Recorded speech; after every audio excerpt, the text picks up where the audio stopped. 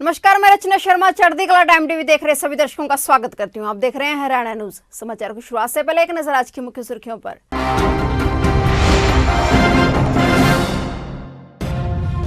हरियाणा सरकार ने जारी किए नए आदेश, कुछ दुकानें खोलने का आदेश लिया वापस।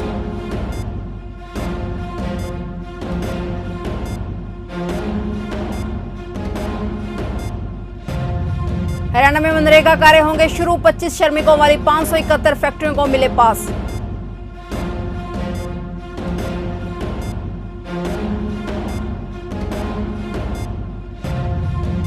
हरियाणा का जींद जिला हुआ कोरोना मुक्त, दोनों पॉजिटिव युवक ठीक होकर लौटे घर।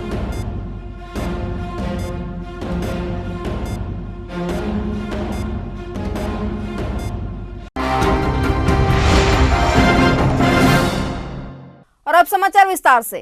हरियाणा सरकार ने लॉकडाउन में ढील के दूसरे दिन ही अपने एक आदेश को वापस ले लिया है। सरकार ने अब किताबों की दुकानें, एसी, पंखे, कूलर व इन्हें रिपेयर करने की दुकानें बंद करने के आदेश दिए हैं। पुराने आदेश को वापस ले लिया गया है। इसे तत्काल लागू करवाने के लिए सभी जिला उपायुक्तों को आदेश भी जारी कर दिए गए हैं। वित्त राजस्व विभाग के कमिश्नर एवं अतिरिक्त मुख्य सचिव धनपत सिंह ने आदेश जारी किए हैं कि सरकार ने किताबें बेचने, एसी, कूलर व पंखे बेचने की दुकानें खोलने का आदेश वापस लिया है। यह फैसला लॉकडाउन में कोरोना महामारी को ध्यान में रखते हुए ऐसे संस्थानों पर उमड़ने वाली भीड़ की आशंका के मद्देनजर लिया गया है। सरकार के अगले आदेश तक ये दुकानें भी बंद रहेंगी।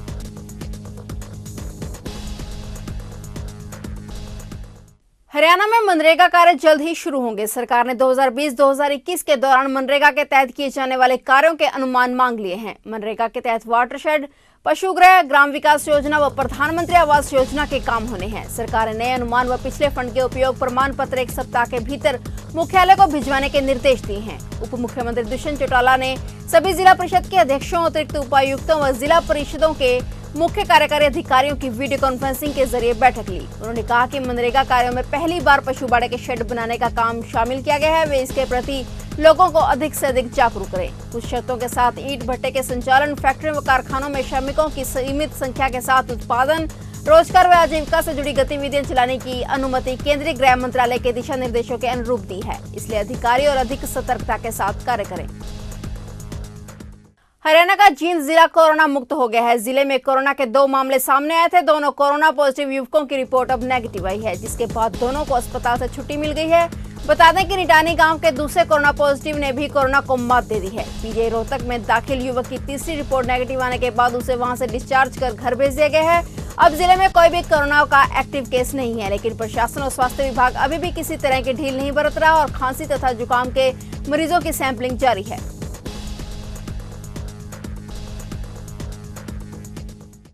वैश्विक महामारी कोरोना के चलते बचाव कार्यों में लगी सरकार और समाज सेवी संगठनों के सहयोग से एक बार पुणे मेयर रेणु बाला गुप्ता ने पीआई इंडस्ट्री की मदद से शहर में सैनिटाइज करने का कार्य शुरू किया है। मेयर ने कहा है कि मनोहर लाल सरकार के नेतृत्व में सभी वार्डों में सैनिटाइज का कार्य पूरा किया जा चुका है। वार्डों में सैनिटाइज का कार्य होने के बाद एसेंशियल सर्विस के कार्यों के चलते सार्वजनिक क्षेत्रों में या जहाँ पर ज्यादा भीड़ होने का कारण बन रहा है, उस क्षेत्र पर नजर बनाए हुए हैं। ये मशीन एक सैनिटाइजिंग मशीन है जो ऑटोमेटिक जापानीज टेक्निक की मशीन है, जिससे कि शहर को सैनिटाइज करने के लिए हमने इसे मंगवाया है। ये डेमो के तौर पे पीआई इंडस्ट्री की तरफ से आज दी गई है। यदि हमें इससे बेनिफिट लगा तो और मशीनें मंगाकर हम इस शहर को सैनिटाइज करेंगे। वैसे हमारी सैनिटाइजेशन की नगर निगम की गाड़ियाँ चल रही हैं, फिर भी लॉकडाउन की स्थिति है और कोरोना नामक महामारी का प्रकोप है, तो उससे बचने के लिए लोगों से ये अपील करना चाहूँगी कि एक तो अपने घरों में रहें, यदि आवश्यकता के अनुसार ही अपने घरों से निकले। भवानीखेड़ा अनाज मंडी में युवा कल्याण संगठन द्वारा अनाज मंडी में प्रवासी मजदूरों को सैनिटाइज कर मास्क वितरित किए गए। युवा कल्याण संगठन द्वारा इस मौके पर कोरोना महामारी से बचाव को लेकर मजदूरों और आड़तियों से सावधानियां बरतने के प्रति भी जागरूक किया गया तथा उन्हें सोशल डिस्टेंस के नियमों का पालन करने की भी अपील की गई। युवा कल्याण संगठन ने इस मौके पर अनाज मंडी की स्थिति का जायजा लिया तो वहीं आड़तियों का भी हाल जाना।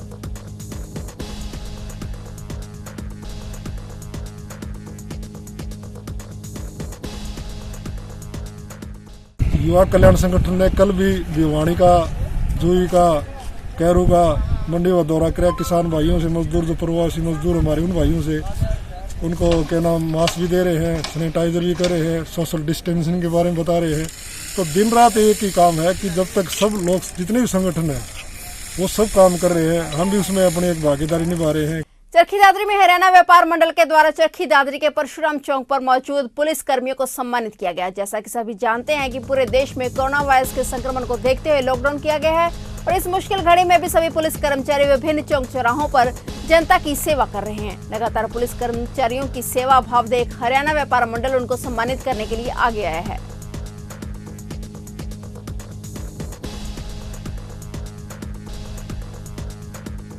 विपरीत परिस्थितियों में पुलिस प्रशासन पूरी तरह से मुस्तैद है। हर एक चौक चौराहे पर हमारी सेवा में खड़े हैं, जिनके कारण हम सुरक्षित हैं। आने जाने वालों को जो फिजूल में घूमते हैं उनको समझा बुझा के घर भेजते हैं और कोरोना से बचने के उपाय बताते हैं। हम इनके बहुत ही अत्यंत आभारी हैं। हरियाणा व्यापार मंडल की तरफ से मैं उनका बहुत बहुत धन्यवाद करता हूं और उनका आभार प्रकट करता हूं कि ये अपने परिवार की परवाह किए बिना अपनी जान जोखिम में डाल के हम लोगों की सेवा में लगे हुए हैं। इसके लिए बहुत बहुत धन्यवाद। कोरोना वायरस के चलते किसानों की गेहूं की खरीद का जायजा लेने प्रशासन द्वारा बनाए गए मिनी खरीद केंद्रों पर पहुंची है। वहीं किसानों को मेरी फसल मेरा ब्यौरा पोर्टल पर जानकारी उपलब्ध करवा रहे हैं। इसके साथ ही मंडी प्रशासन द्वारा किसान और किसानों की तरफ से लाई जाने वाली गेहूं ट्रॉली को भी सैनिटाइज किया जा रहा है। करनाल जिले में स्थित राइस मिल, वेयरहाउस, स्टेडियम और सत्संग भवनों को फसल खरीद केंद्रों में बदल दिया गया है। वहीं किसानों ने प्रशासन से मांग की है कि जिस जगह गेहूं को स्टोर करने का इंतजाम ज्यादा हो वहां पर किसानों की खरीद को ज्यादा से ज्यादा बढ़ाया जाए, ताकि खराब मौसम और बरसात के चलते गेहूं उठाने का कार्य जल्द से जल्द निपटाया जाए, वरना गेहूं खराब होने का भारी नुकसान हो सकता है।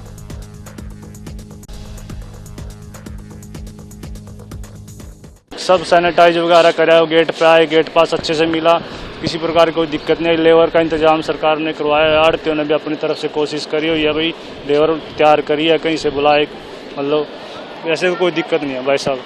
बाकी थोड़ा बहुत हम मौसम की देखते हुए सरकार को है ना, जैसी जगह पे खुली जगह हो, जो आड़ती के पास लेबर का बंदोबस्त हो, तो उसकी कैपेसिटी बढ़ानी चाहिए कि वो 2-4 जिम्मेदार ज़्यादा उसकी दुकान पे मंगाया जाए और वो तोलवा ला। तो हमारे भाई है वो, जिसका माल पड़ा खेतों में पड़ा सड़ने से बचेगा।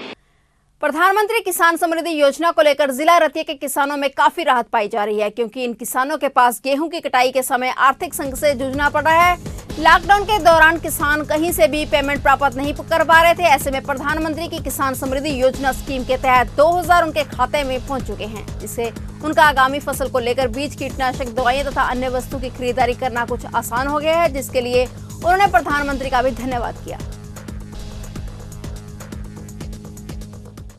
हाँ जी, ਅਸੀਂ ਧੰਨਵਾਦ ਕਰਦੇ ਹਾਂ ਆਪਣੇ ਦੇਸ਼ ਦੇ ਪ੍ਰਧਾਨ ਮੰਤਰੀ ਨਰਿੰਦਰ ਜੀ ਮੋਦੀ ਜੀ ਦਾ, ਜਿਨ੍ਹਾਂ ਨੇ 2000 ਜਿਹੜੀ ਕਿਸਾਨਾਂ ਨੂੰ ਸਕੀਮ ਕਿਸਾਨ ਨਿਧੀ ਯੋਜਨਾ ਦਿੱਤੀ ਸੀ ਆਗਾਮੀ ਫਸਲ ਵਾਸਤੇ, ਤਾਂ ਕਿ ਜ਼ਿਮੀਂਦਾਰ ਕਿਸਾਨ ਆਪਣੀ ਅੱਗੇ ਤਿਆਰੀ ਕਰ ਸਕੇ ਨਵੀਂ ਫਸਲ ਵਾਸਤੇ।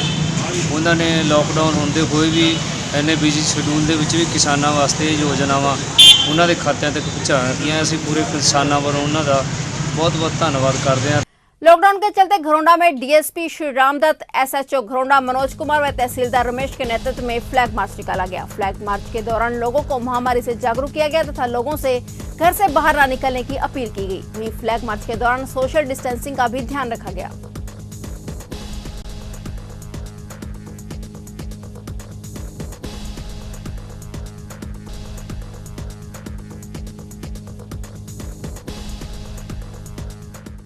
एसटीएच कालका में डॉक्टर अमा ने ओपीडी में 4 मरीज चेक किए। इन मरीजों में 4 दिनों से ज्यादा खांसी बुखार के लक्षण हैं। कोविड-19 चल रहा है, इस कारण इनको संदिग्ध मानते हुए ईएनटी के डॉक्टर नरेश नागपाल के नेतृत्व में इन 4 मरीजों को कोरोना की जांच के लिए सैंपल लेकर भेजे गए हैं। इन मरीजों की जब तक रिपोर्ट नहीं आ जाती तब तक इन 4 को होम क्वारंटाइन में रहने की सलाह दी गई है।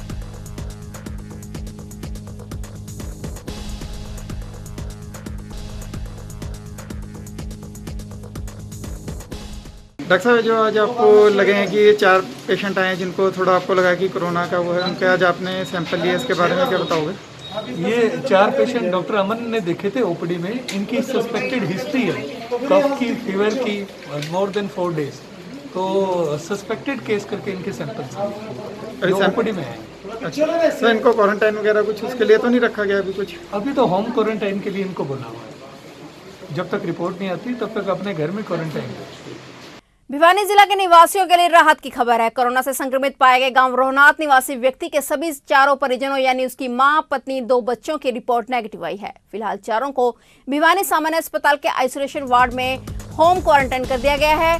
वहीं कोरोना संक्रमित व्यक्ति का उपचार गुरुग्राम में चल रहा है। स्वास्थ्य विभाग द्वारा पूरे गाँव की स्क्रीनिंग की गई है। स्क्रीनिंग के लिए 15 टीमों का गठन किया गया। भिवानी में जो स्वास्थ्य विभाग प्रशासन और सरकार के प्रयासों से जो पॉजिटिव आए थे केस, जो जमाती थे, वो दोनों ठीक होके नेगेटिव होके जा चुके। अभी एक रिसेंटली कल केस आया था जो भिवानी का था, पुलिस में है गुड़गांव, वहाँ पर पॉजिटिव आया था।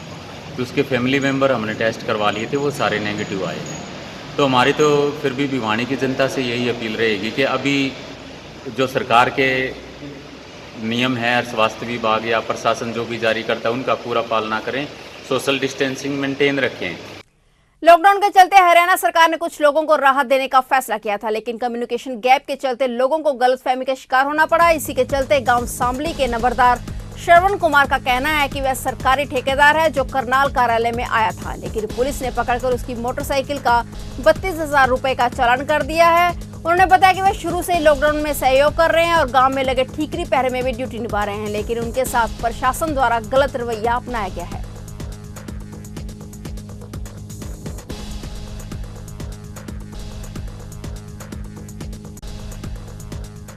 श्रवण कुमार नंबरदार जी हूँ। मैं कंस्ट्रक्शन का कार्य में ठेकेदार हूँ, पंचायती राज में ठेकेदारी करता हूँ। हमारे को जैसे 20 तारीख में ये पता चला था भी जैसे लॉकडाउन के कुछ डील दी जाएगी। अपना कंस्ट्रक्शन जो कार्य है, जो पंचायतों में चल रहा है कार्य, उनके लिए सीमेंट के लिए आप प्रदान करता है एक्शन ऑफिस। हम यहाँ पूछने के लिए आए थे भाई हमारा कार्य चलेगा कि ना चलेगा। जैसे ही हम ऑफिस से अम्बेडकर चौक पे आए तो मेरे पास बुलेट मोटरसाइकिल थी और डीएसपी साहब, सैनी साहब जी फ्लैग मार्च कर रहे थे। उन्होंने मेरे को रुकवाया, कहने लगे आपकी बुलेट मोटरसाइकिल पर टाके मारती है। मैंने कहा सर मैं तो आज पहली बार ही उठाई है बुलेट भी, और लेने के लिए आया। तो उन्होंने देखी तो उन्होंने ठहके मेरी मोटरसाइकिल को, बुलेट को, और जबकि मैं हेलमेट भी ले रखे है, मेरी आरसी भी है, इंश्योरेंस भी है, और ये 33,500 का चालान बॉन्ड कर दी मोटरसाइकिल यहीं पर उन्होंने। फिलहाल हरियाणा न्यूज में इतना ही। तब तक के लिए देखते रहिए चढ़ती कला टाइम टीवी और मुझे दीजिए इजाजत। धन्यवाद।